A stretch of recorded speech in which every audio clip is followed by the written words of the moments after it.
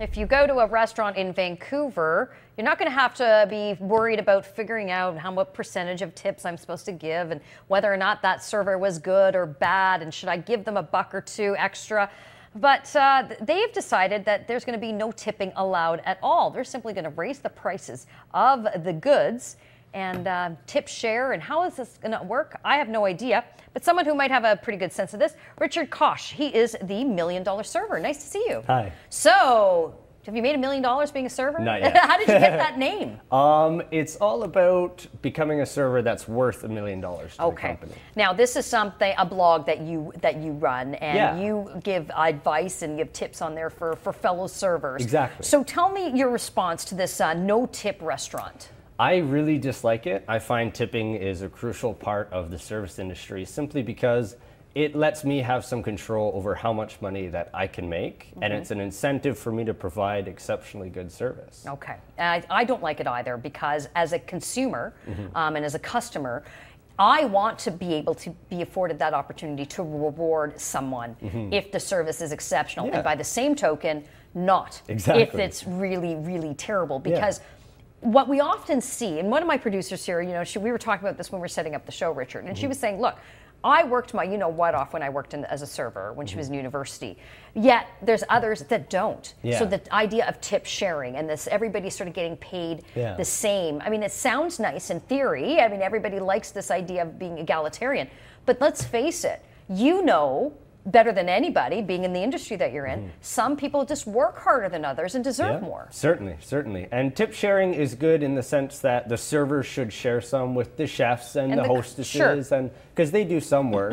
But when all of the servers pool all of their tips together and split it equally, what if one server is not working as hard as another, right? They're not going to get paid for it. Well, and they share the tips with the bus boys and girls, and what if someone busses 10 tables and someone else just does 5, right? Exactly. I mean, I know it sounds so simplistic, but this is sort of this battle that we're having right now. We're talking about, well, everybody needs to earn a living wage. I get all of that. I understand that.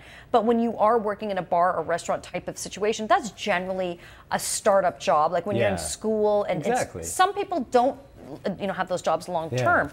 So it's not meant to be a career in the sense. I get for some people it is.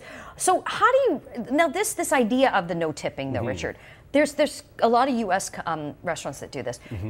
They try to get this to gain momentum. So what do you say to those that are thinking about this? What do you say to them to advise them against it? I understand that the U.S. federal minimum wage for servers is $2.13. Which is crazy. Because they rely on tips. Exactly. So that's where the difference, they make it up. Yes. But I think the biggest problem with the no-tip restaurants is some of them are going to go no-tip and some will go tip. So how will the patrons of the restaurant know whether or not they're supposed to tip in each restaurant? Are you going to have a sign? Do they have to read a pamphlet before each meal? It's government. They're going to hire these little investigators that go along to each of the restaurants and take a look. I understand, the no-tip restaurants, that tipping can be tough for customers and sometimes they feel pressure, but it has to be all or nothing. Right. You can't have a little bit of tipping in restaurants, then no tipping in other restaurants. So now in this particular instance, in this ABC restaurant in Vancouver we're talking about, the owner there is going to jack up the menu prices by 18%. So now think about that when you're talking on your $1 Million Server blog to your community of servers.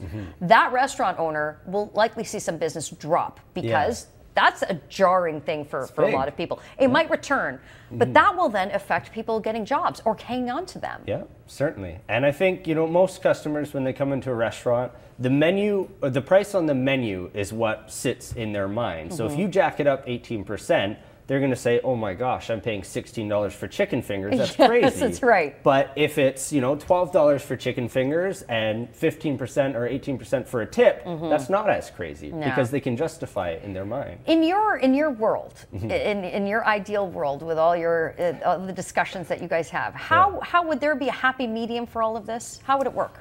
I think people just need to understand that tipping has been a part of restaurant culture for a long time, and it should be, in my opinion. Okay. You know, as long as everyone is educated on how tipping works. Most people don't know that servers make less than minimum wage. Is there anything that you can do in your online community if this is an idea that comes to a restaurant near us? Actually, I have started an infographic that Okay. helps people to see which minimum wages are what in, you know, South America, North America, Canada. And then do you add in the tipping component to it, and how different that Not may? yet. It's a little bit Yeah, hard there's to an track. idea. You should maybe you might want to I make think I'll get that on that. difference. Yeah. Okay, what's your website? People can take a look? TheMillionDollarServer.com. Okay, terrific stuff. Thanks very much for coming in. Awesome. That Thanks is a lot. Richard Koch, as you said, $1,000,000server.com.